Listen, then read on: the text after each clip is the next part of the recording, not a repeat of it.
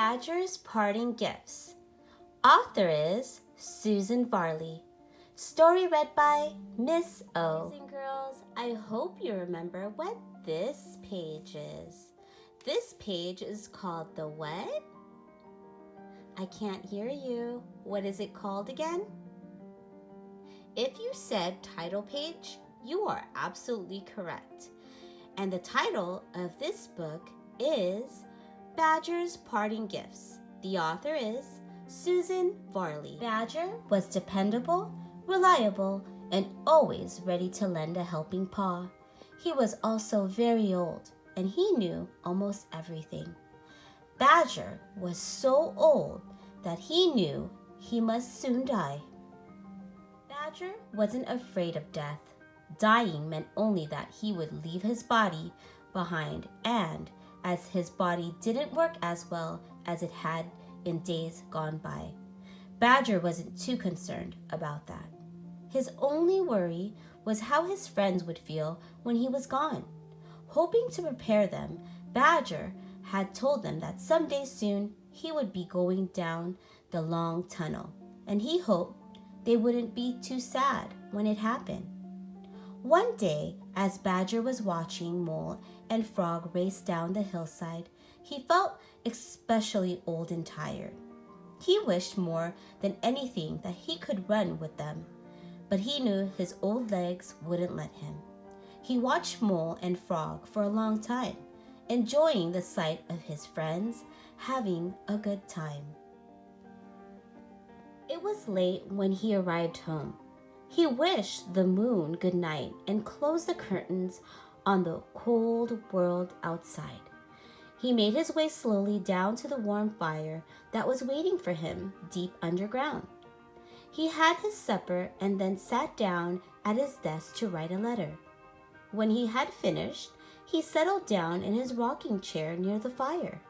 He gently rocked himself to and fro and soon was fast asleep, having a strange yet wonderful dream like none he'd ever had before. Much to Badger's surprise, he was running. Ahead of him was a very long tunnel. His legs felt strong and sure as he ran towards it. He no longer needed his walking stick, so he left it lying on the floor of the tunnel. Badger moved swiftly, running faster and faster through the long passageway until his paws no longer touched the earth. He felt himself turning head over paws, falling and tumbling, but nothing hurt. He felt free. It was as if he had fallen out of his body. The following day, Badger's friends gathered anxiously outside Badger's door. They were worried because he hadn't come out to say good morning, as he always did. Fox broke the sad news that Badger was dead and read Badger's note to them. It said simply, "Gone down the long tunnel. Bye-bye, Badger." All the animals had loved Badger, and everyone was very sad. Mole especially felt lost, alone, and desperately unhappy.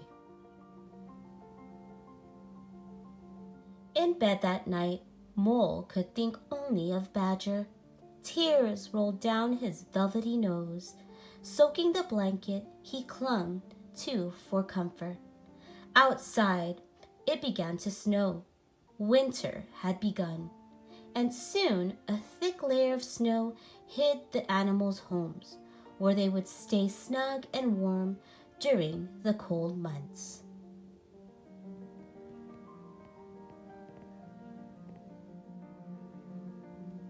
The snow covered the countryside, but it didn't conceal the sadness that Badger's friends felt.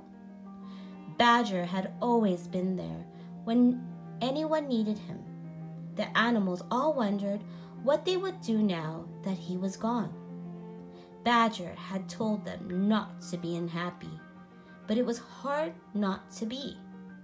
As spring drew near, the animals often visited each other and talked about the days when Badger was alive.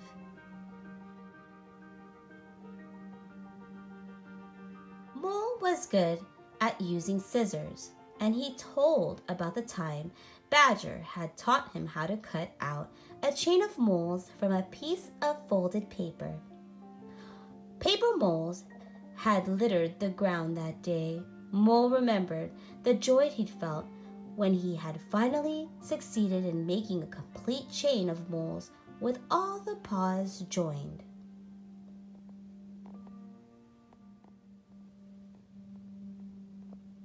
Frog was an excellent skater. He recalled how Badger had helped him take his first slippery step on the ice. Badger had gently guided him across the ice until he had gained enough confidence to glide out on his own. Fox remembered how, when he was a young cub, he could never tie his tie properly until Badger showed him how. Starting with the wide end of the tie, it's right over left, once around to the back, up, then down through the crossover, and holding the back of the tie, push the knot up to the neck. Fox could now tie every knot ever invented, and some he'd made up himself. And of course, his own necktie was always perfectly knotted. Badger had given Miss Rabbit his special recipe for gingerbread and had shown her how to bake gingerbread rabbits.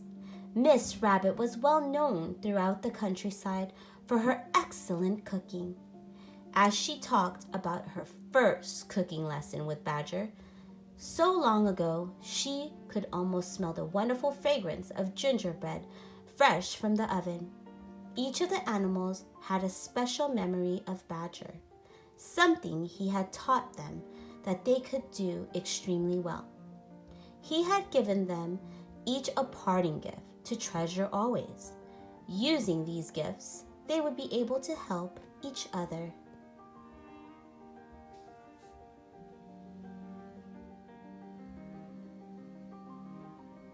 As the last of the snow melted, so did the animals' sadness.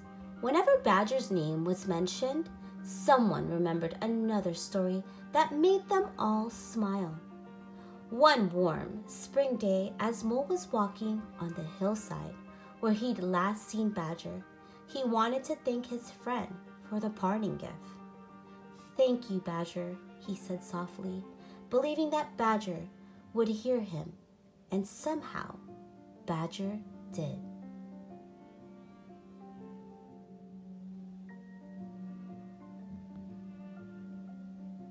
His memories helped them become happy, and sharing stories about Mr. Badger helped them heal. So, my friends, remember, if you have a loved one that passed away, you will always have your family and friends there to support you and help you get through it and heal. And always remember the wonderful memories that you shared with them and the great things that they taught you. Boys and girls, I hope you enjoyed this story. Remember, friends, reading is magical, reading is fun, reading broadens your imagination.